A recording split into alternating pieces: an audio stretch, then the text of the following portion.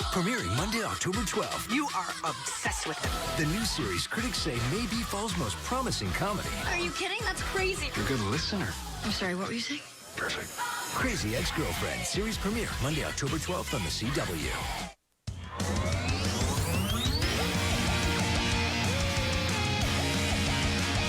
This is WCCB News Edge with Morgan Fogarty on Charlotte's CW. In this case, the court would declare a mistrial. 4 days, 4 votes, and a deadlocked jury forces a mistrial in the case against CMPD Officer Wes Kerrick. No justice! No peace! No justice! No peace! Tonight, protesters fill the streets chanting justice for Jonathan. Justice for Jonathan! Should the Attorney General retry the Wes Kerrick case?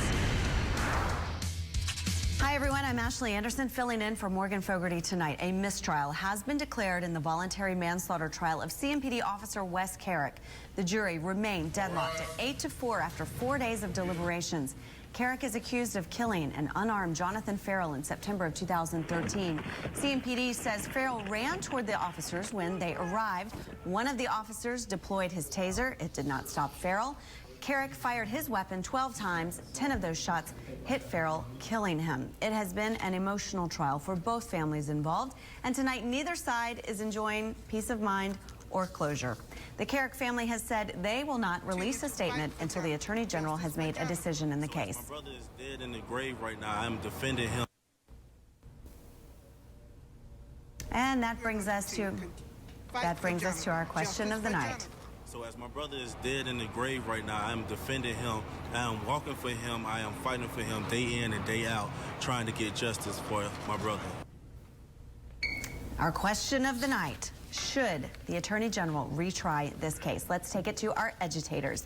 You know QCB from WFNZ Sports Radio, defense attorney and former Union County District Attorney John Snyder, and WCCB News at 10 anchor Will Kennedy. Guys, thanks for being here. QCB, you're up first. Well, of course, I think that should happen. Clearly, justice did not prevail tonight, and I'm so glad my man John Snyder is here to help me understand more about why the verdict was the outcome it was. And I clearly want the city of Charlotte to, it's okay to protest, but do it intelligently, okay? Charlotte's a beautiful city. Do not take what they did in LA, obviously, or in Baltimore. We're not going that route, because I think we're better class than that, and I just continue to keep Charlotte like it is, and just protest intelligently and try to keep the violence down.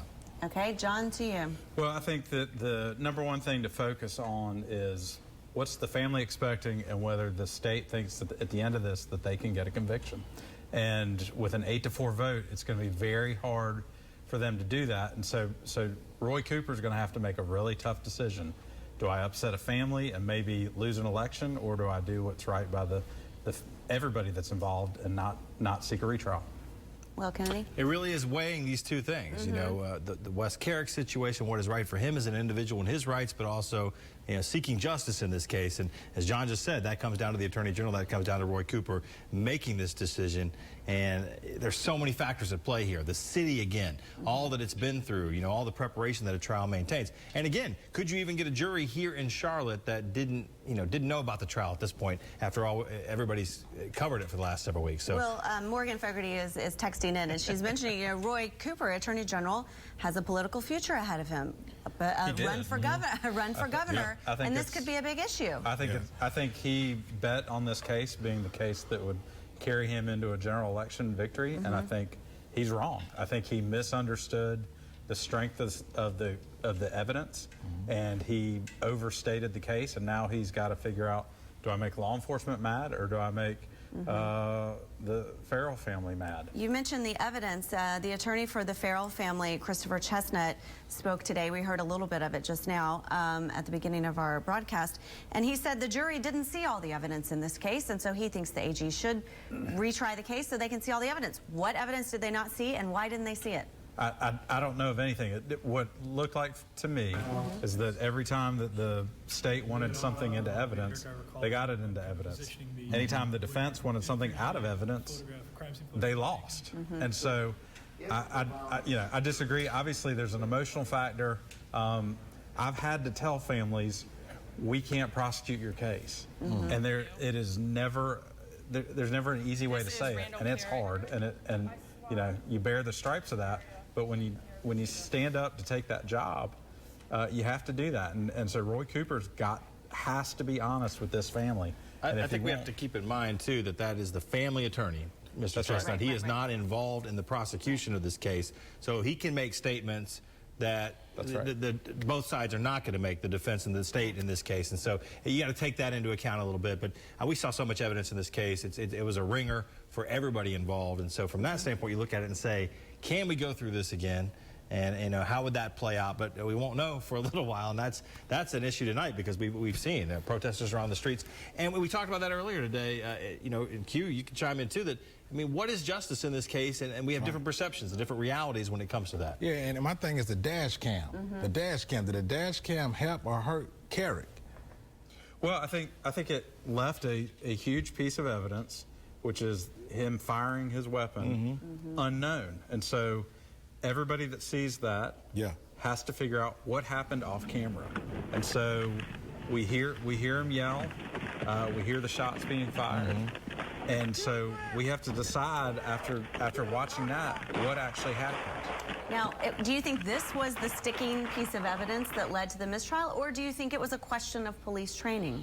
I think it's this video. You know, the state made such a huge deal. The Ferrell family attorney made a huge deal. Our mayor made a huge deal about once you see this tape, you're going to be convinced that he's guilty. And then, I've talked to everybody on this panel. Everybody's like, I don't know. That's reasonable doubt. It was not, clearly, it was not what a lot of people expected because we had heard the similar things that John was saying, that it was going to be this bombshell that damaged Wes Kerrick.